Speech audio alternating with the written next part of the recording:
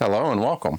I'm Dr. Zachary Renfro, and today we're going to learn a little bit about feminist ethics. Feminist ethics is a school of thought that started development all the way back in the 1800s with writers such as Mary Wollstonecraft and John Stuart Mill, writing about the state of women's affairs and the rights not afforded to women, and writing for the abolition or removal of those things, right? So we see feminism has three distinct eras focused on different features of the lives and rights of women. The first wave happened from around the 1800s to 1940s, and this focused primarily on the educational and the human rights of women. So, right to own property, right to work, so on and so forth.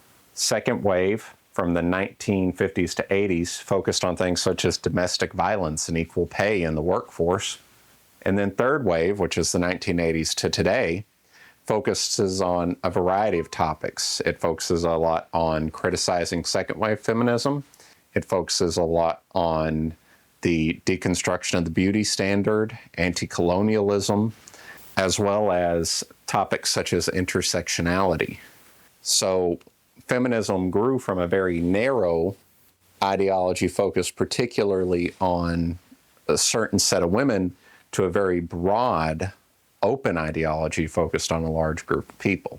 Within first wave feminism, we see writers such as Mary Wollstonecraft, John Stuart Mill, and Sojourner Truth, all making arguments about the rights of women and their place in society. John Stuart Mill's work on the subjugation of women focused very highly on the fact that women were denied equal rights within society at the time. Mary Wollstonecraft, in her seminal work, focused on the argument that many people believed at the time, which was that women could not hold and process complex thoughts in the same way that men could. She argued very succinctly that that was not the case. Then we fast forward a bit to second wave feminism, and we see that the first wave was successful in getting things such as voting rights, workplace rights, rights to own property, and things of that nature. Then when we get to second wave, we see more of an expansion onto topics such as domestic violence or equal pay. That's around the time that Simone de Beauvoir, right around the end of the 40s, where she wrote her seminal work, The Second Sex. This book argued that modern society at the time was a patriarchy that disenfranchised women. It disempowered them by othering them. Society at the time was built in such a way where the norm of society was thought to be a man, where the woman was just thought to be an other. They were an object in a man's world. And we can see some of that idea even still today when we think about things such as the NBA. If I talk about professional basketball, the very first thing that people think is men's basketball, whereas, there's also a female league, but you have to specify that you're talking about women's basketball, right? If I were to talk about UFC, the first thing that people think of is men's UFC, even though there is a women's branch of it as well, right? So Beauvoir and Betty Friedan argued that for society to truly move forward, that humans who were born free and born into the world able to set their own identities need to be able to have those identities within a structure that didn't try to define who they were or control who they were. Beauvoir at the time was a very controversial academic, even within French circles, and ended up getting herself into trouble and losing her teaching license at one point. Second wave feminism is also around the time we start seeing more women entering the workforce, more women graduating from college, more women trying to compete in the man's world. Then when we get to third wave feminism, that's when things start to take a turn. We get a lot of writers who begin to criticize the ideas of the second wave feminist, in many cases saying that they didn't quite go far enough, and saying that the tent of feminism needs to be made bigger to include more people within it. You had writers such as Alison Jagger that argued that more marginalized groups needed to be included.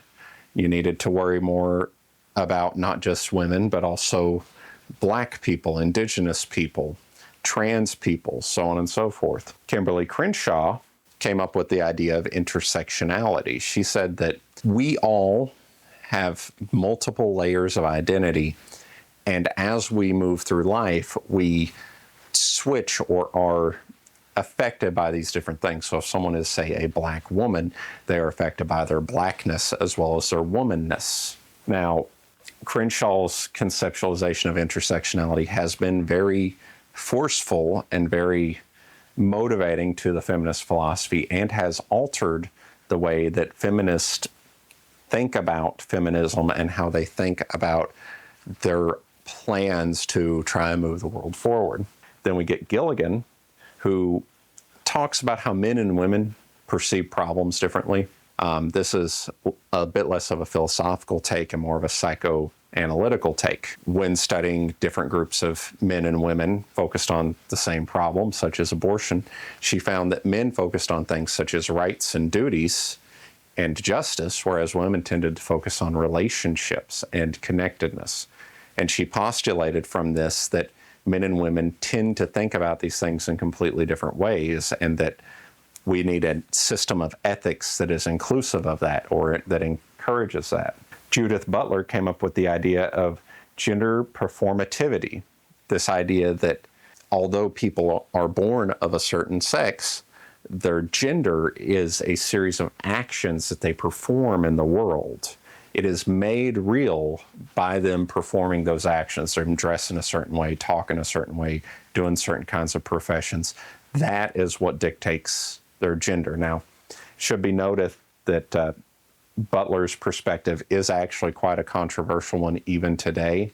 It is still something that's argued about, as well as Crenshaw's idea of intersectionality is still something that's argued about. You know, there are folks today that argue that so what if someone has all these intersecting ideas of their personality? At any given moment, a person can only be one of those things. And it doesn't make sense to be splitting themselves up into all these different parts when they can just be focused on one thing at a time. Naomi Wolf wrote the book The Beauty Myth and argued that Western ideas of beauty were influenced and developed by a male gaze, and that we needed to abandon those and get rid of these ideas of beauty because they were patriarchal and oppressive towards women, because they were built with the idea of pleasing men. Now, again, believe it or not, this is also a pretty controversial idea because, you know, when you think about it, humans tend to want to reproduce. You know, we're mammals, and we have these same natural urges that horses and cats and dogs and pigs do, where we want to reproduce. So why would it even be a bad thing if these standards of beauty, which inform us towards that action, are, you know, built towards a male gaze or female gaze or whatever? I personally don't see how that's a problem, but perhaps I misunderstand the situation. Then we've got Rebecca Walker, who was actually the one who coined the term third wave feminism. She felt that the feminism of the first and second waves needed a clear breaking off because modern feminists needed to focus on things such as anti-colonialism or trans rights or intersectionality, whereas the older feminists were not so focused on that. They were more focused on the rights and duties and freedoms of basically European women. Now we see that feminism and feminist ethics has developed over time. So as we noted earlier, Gilligan made this analysis about how men and women tend to perceive different ethical issues, and she drew from that an ethical theory known as care ethics. It should be noted that care ethics is very popular within the field of nursing, as well as certain parts of the medical field, seen as kind of a natural analog to the duty to care which medical professionals have. Gilligan argues that women develop their caring sense in three stages. First is their initial phase, where they learn to care for themselves for survival, right? A person must practice a certain amount of self-care to survive. They've got to eat, they got to drink, so on and so forth. However, they learn that at some point too much self-care is selfish, right? You can care so much for yourself that you completely neglect other people in your life. So from that, they grow to the next stage, which is caring for others. That might be as a wife, mother, daughter, worker, whatever. They care for others throughout their life. But too much of that can lead to self-sacrifice. So Gilligan says the final stage is the balance of care for self and others. And that's what allows a woman to practice genuine care, a natural care that comes from within. She argues that for anyone to be ethical, there is a moral duty to care, and that care must be the thing that comes from within, this desire to help other people. Now, it should be noted that to myself, as a reader, the sentiment of care doesn't seem that much different than Schopenhauer's loving kindness, which he described in On the Basis of Morality. It seems very much to me to be an analog. However, there are some minute differences. It should also be noted that within care ethics, a lot of the literature sets it up as a dichotomy to things such as utilitarianism or Kant's deontology or virtue ethics. A lot of the literature acts as though these theories did not consider, the care for another person, but that's just simply not the case. We look at the writings of Kant, for example, in the Metaphysics of Morals, and we see that he does talk about doing moral actions from a desire to care or for a love for someone. He just claims that those aren't moral actions. They could still be good, but the difference between morality and, a good action is that morality must come from a sense of duty. So in some ways, I feel that care ethics kind of neglects some of these arguments. Not to say that it's an invalid form of ethics, just saying that there are some questions that are still hotly debated within feminist ethics, which have not really been settled. So with that sentiment of caring, someone's position, say someone is starving or hungry, that can compel onto us a duty to care, right? We think back to the medical field, think about a medical doctor, someone comes in with a gunshot wound, right? They have a duty to care for that person. However, Gilligan, as well as many other thinkers, say that natural inclination to care is actually better than the duty to care, right? It's better to do something because you want to do it as part of your being than as a duty, which again is a direct contrast to Kant, right? Where Kant says that doing things just because they feel good or make you feel good would be inferior to doing it because of duty. However, some people argue that care ethics makes women too focused on caring, that it neglects other aspects of women's moral development. And then other thinkers, such as Sandra Bartke, who's a modern communist thinker, argues that caring disempowers women. It makes women subjugated to men through their acts of care that these women tend to provide towards men. Bartke does make some very strong arguments. However, I feel that her problem is the problem that a lot of communist as well as libertarian thinkers tend to have, which is that they break down and divide the human life into nothing but a series of economic pursuits. The only thing that can matter in life is your economic success. And we saw this also with Ayn Rand, right? Ayn Rand, although not typically thought of as a feminist thinker, was in some ways a very radical feminist. She argued for very radical views on abortion. She argued for women getting complete equality with men on the basis of their rights as individuals, right? So she was a feminist thinker. But when we read Rand's writings, such as her writings on abortion, we see that her, much like a Bartke, only view the life of the woman as an economic asset, right? That is, the whole being and purpose of life is to work and try and make as much money and gain as much power as possible. We see Rand describe that when she talks about women being condemned to caring for children. She describes it as a kind of drudgery, right? Well, perhaps it's different in European countries, or perhaps it was different in the past, or perhaps it's different in different parts of the country. But for the majority of people, at least here in the United States in modern times, any kind of labor is drudgery, right? If it doesn't matter where you're working, what you're doing, you're a cog in the machine who's completely replaceable, and you don't, in most cases, work because you want to, you work because you have to, because we have a complex system of debts that force people into labor, which again, there's nothing wrong with working. I'm working right now, and I believe that good things occur when people work. However, I don't think that it should be the sole concern of the human life, and it shouldn't be seen as the ultimate thing to which a person can achieve, right? Because for most people, and again, I'll admit there are careers that can be very personally and emotionally fulfilling, but for most people, they're not going to get most of their lives fulfillment from going and punching a time card, working at the grocery store, or working at the factory, or even working at the university, or working in the government, right? For most people, they're just going and doing this job because they have bills to pay, not because it's some deep thing that moves their heart. Care ethics has also advanced as relational theory has grown. So relational theory is this idea that there are no truly autonomous people. Each person is a series of interconnected relationships that start from their birth.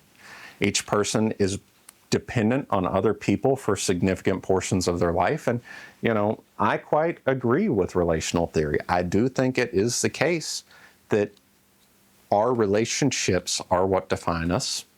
And I do think that it is the case that no one is truly independent, that we all to some extent depend on other people. And I say that, and, we could imagine someone that's truly independent. They go out into the woods and they're living all on their own, similar to what Henry David Thoreau did, right, in Walden.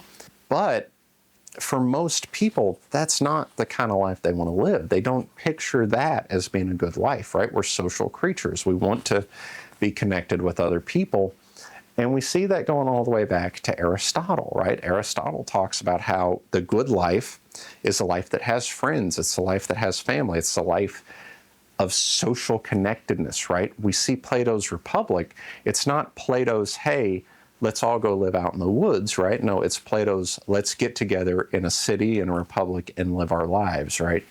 So we see that even in ancient times, it was accepted as a fact that we are dependent on other people.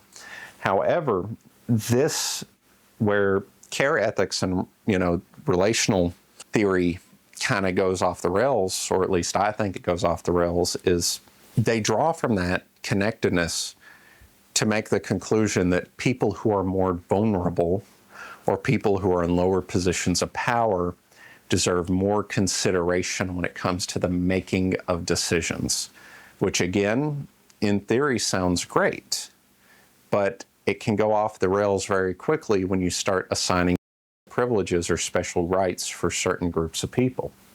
Additionally, relational theorists argue that when making ethical decisions, we have to keep in mind every contextual detail.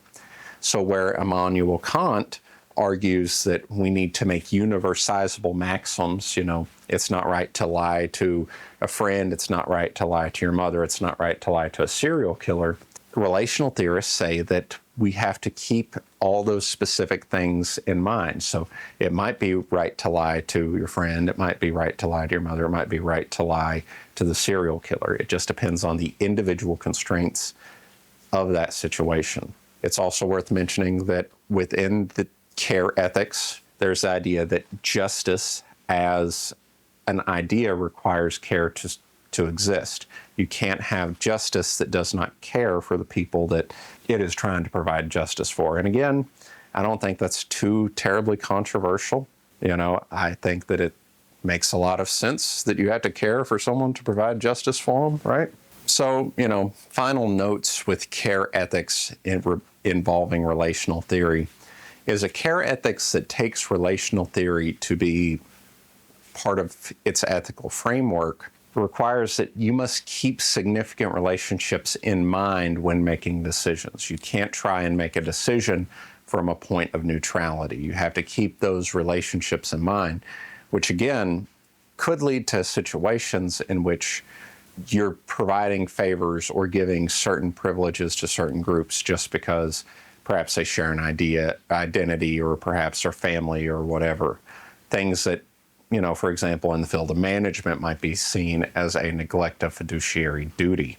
And then finally, some final notes on identity theory, just to make sure that this is fully explained. Crenshaw talks about people having the different layers of identity that are all interconnected. She further argues that people with these multiple identities might feel marginalized within larger society, and that single-axis causes can actually cause harm to those individuals. So, for example, suppose you were organizing a women's march for abortion rights. Crenshaw might argue that not incorporating enough perspectives from the African American community might cause that march about abortion rights to advocate for policies which could be harmful to people within the Black community, right? So that's something we have to keep in mind when we think about identity theory in relation to feminism. So final closing thoughts on feminism. Feminism is a very complex and constantly evolving theory. It is something that's still got a lot of debate about a lot of issues. For example, the issues of, do trans people count as women, right? There's a whole part of radical feminism that excludes trans people, trans-exclusive radical feminists, and then you've got radical feminists who don't exclude trans people. Then you've got non-radical feminists, right?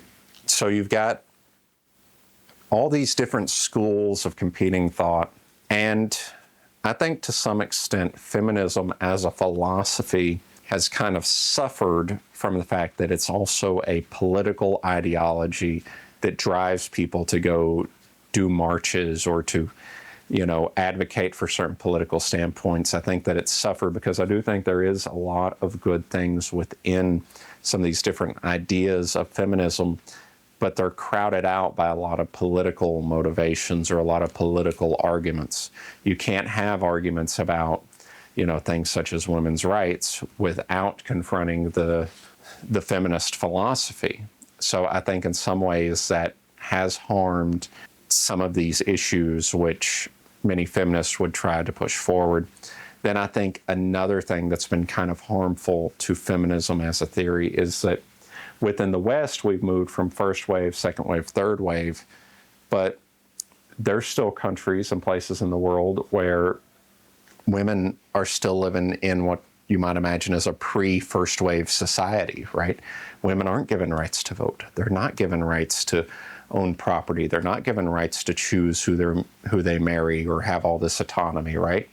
And I think that to some extent, feminists in the West have forgotten about these people. They've neglected these people because the hard work of trying to get rights for these marginalized women in these other cultures seems too much like imperialism to them. They say, well, we shouldn't impose our culture on them. But if women in the West are important enough to have things such as voting rights, equal rights to education, rights to own property, and rights to work, why aren't women in Afghanistan allowed that right? Why isn't it important to go out and advocate for them? And admittedly, there are many women who do, but within academic feminism, these women in third world countries have been neglected because although they feel these things are very important, and although they feel that women deserve all these rights, they don't want to take on the danger required to advocate for these women in these other places. And they don't want to admit that there are some ideas and there are some cultural practices which are wrong. Many feminists are just a step above moral relativist when it comes to cultural practices. They're so wrapped up in intersectionalism that they forget that there are things that groups of people can do that amount to a cultural or religious practice that are not good. And trying to say that that's just their culture or that's just how they believe does nothing but harm women. But let me know what you think. I know this has been a lot of material, and I know some of it's been a little complicated, and I've tried to remain as unbiased as possible, but I have my own views, and my own views are informed by my own life and my own experiences. I myself hope that modern Western feminism can start to advocate more for these rights of women who are oppressed in some of these different countries, where women are basically held as chattel or treated as slaves. but only time will tell. Let me know what you think in the comments below. If you're one of my students in my class, I am really eager to hear your thoughts in the forum, and I'll talk to you in the future. Thank you.